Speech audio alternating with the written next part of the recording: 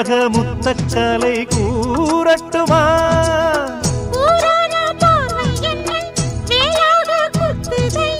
வேளான விழிகள் என்மேல் பாயாமல் பாயுதம்மா.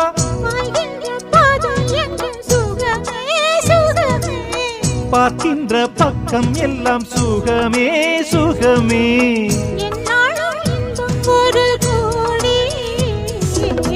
குங்குமம் மஞ்சளுக்கு இன்றுதான் நல்ல நாள்.